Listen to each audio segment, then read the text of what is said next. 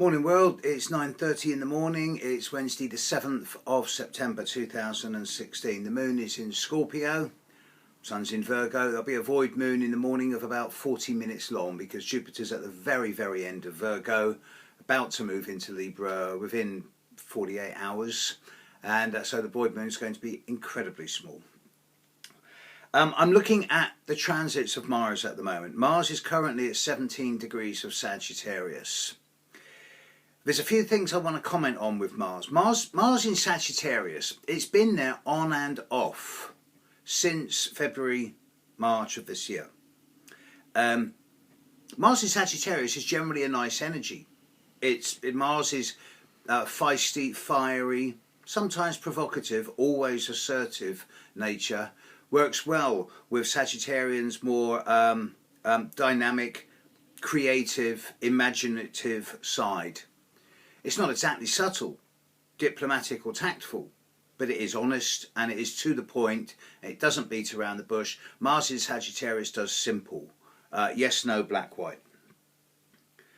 But the position of Mars at the moment is hitting a lot of people. Not because of the last eclipse or the coming eclipse, or because of the Saturn-Neptune square, which is at its peak right now, but because of what it's doing to the generations. And there's 3 generations in particular that I'm looking at, all comparatively recent, and I say that from my 60-plus-year-old perspective. The young ones, the really young ones, the generation that's currently about 12, 13, 14, the ones with Pluto, it's 16, 17, 18 degrees of Sagittarius, 2002, 2003 generation. If you've got one of these teenagers in your family and they're suddenly, just in the last 2 or 3 days, kicking off or cutting up rough or suddenly getting a little bit out of control, it's probably because they've got a difficult square or opposition to their natal Pluto, and with Mars on top of that Pluto, they're kicking off. If so, it should only last 2 or 3 days. The same applies to the generation born in 2004 in about 4 or 5 days from now. The slightly older generation, the ones in their the early 30s, the generation born in 1985, 1986, with Uranus at 16, 17, 18 degrees of Sagittarius.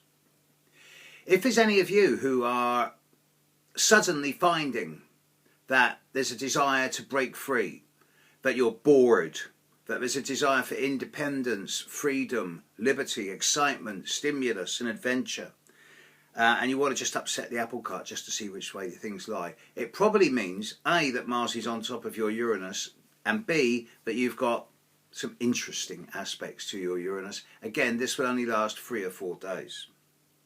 Going back earlier, there's the generation born of 1979, 1980, particularly late 1979. They're the generation with Neptune at 17 Sagittarius, and for many of them Saturn at 16, 17 Virgo, the last Saturn-Neptune square in this configuration.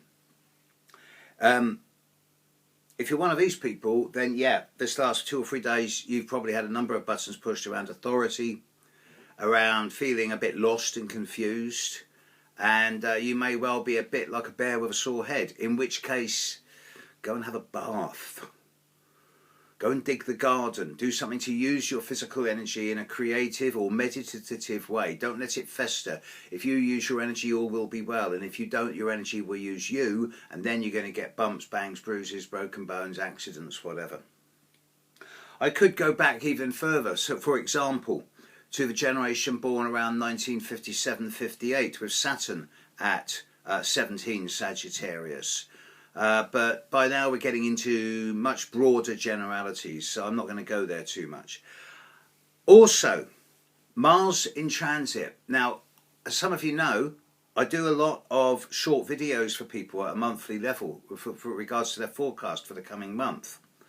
And by doing this, I get a taste of what's coming up for the world, because I see patterns in individual charts sometimes springing up 3, 4, 5 times out of 10, in which case I know that it's going to echo into the world. And when I do long views, only 3 monthly forecasts, there's one particular date that's coming up concerning Mars.